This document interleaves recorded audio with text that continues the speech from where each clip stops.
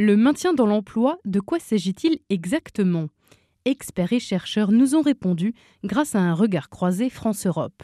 Pour une définition, la parole tout d'abord au Samet avec Hélène Ricordeau. Globalement, on peut quand même définir 2 cadres principaux. C'est l'adaptation, la problématique de l'adaptation des situations de travail, et puis le reclassement.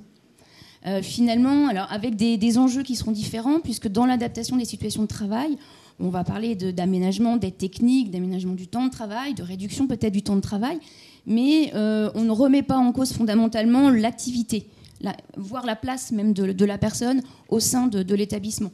Quand on aborde la problématique du reclassement, l'enjeu est d'autant plus important que là, il faut réellement envisager un changement d'activité.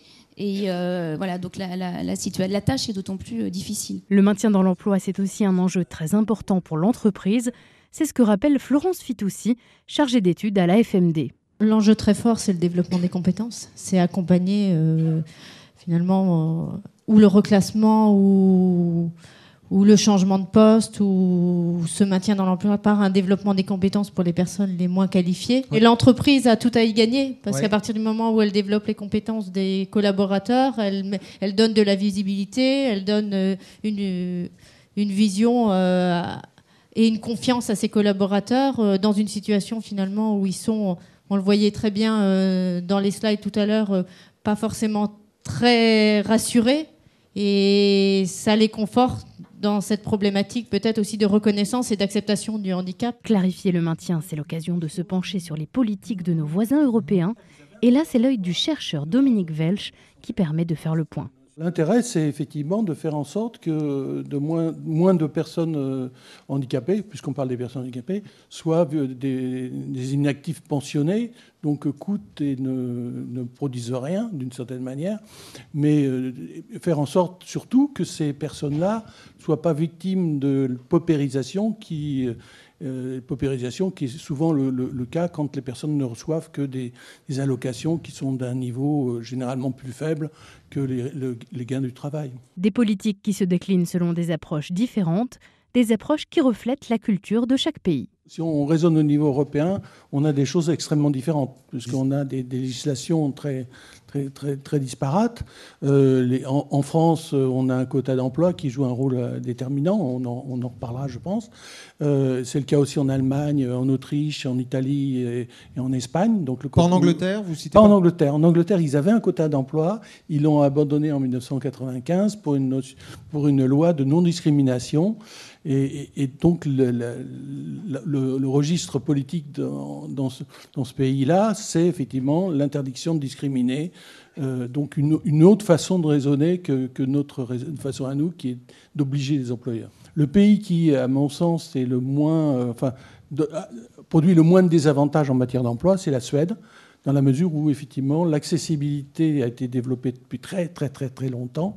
Dans les années 70, beaucoup de choses étaient plus accessibles qu'elles ne sont aujourd'hui en France pour la Suède. Et donc, effectivement, moins d'obstacles devant les personnes handicapées. D'autre part aussi, une forme de solidarité qu'on voit difficilement encore en France, qui est sur les mentalités. Là aussi, on parlera de l'évolution des représentations et des stéréotypes. Donc, la société suédoise est beaucoup plus inclusive. Un objectif commun, lutter contre l'exclusion professionnelle et sociale, mais les angles d'approche, eux, sont différents. Le cadre légal français a ainsi permis de faire bouger les choses. Et évidemment, la Suède apparaissait comme étant le pays le moins désavantageant pour les personnes handicapées, mais la France était en deuxième position. Donc il semblerait que le quota d'emploi marche un petit peu, fonctionne pour ouvrir les portes. Il y a encore un différentiel qui est beaucoup plus important que celui qu'on a en Suède, mais qui peut être beaucoup moindre que dans d'autres pays. Moi, je pense en particulier à un pays comme la Hongrie. Il y a un différentiel extrêmement important. Les intervenants sont tous d'accord. L'élément clé, c'est le temps et l'anticipation. Objectif, permettre aux actions lancées de s'installer sans céder à la pression du monde de l'entreprise. Moi, je pense que le temps, effectivement, est nécessaire. Il faut d'ailleurs parfois un peu de pédagogie pour faire passer cette idée-là. Pourquoi vous nous dites ça ? Pourquoi un peu de pédagogie ? Parce qu'on est souvent pressé. On a une solution, on est contacté, il y a une solution à gérer. Il y a forcément une espèce de pression quand même qui est mise autour Voilà. À partir du moment où on identifie une problématique de maintien, il y a toujours cette sorte de pression. Nous, notre rôle, c'est de poser les choses. C'est ce qu'on disait, le temps, c'est pas du vide, c'est pas des périodes de vide, c'est des périodes où on va poser les choses, on va se fixer des objectifs. Une démarche de bilan de compétences, moi j'ai des employeurs qui voudraient bien faire un bilan de compétences en 2 jours. C'est pas compatible avec la démarche du bilan. Autre élément indispensable à un bon déroulement du maintien dans l'emploi, la communication. La communication entre l'employé et l'employeur, en particulier effectivement la négociation de ces périodes, de ce temps idéal d'une certaine manière.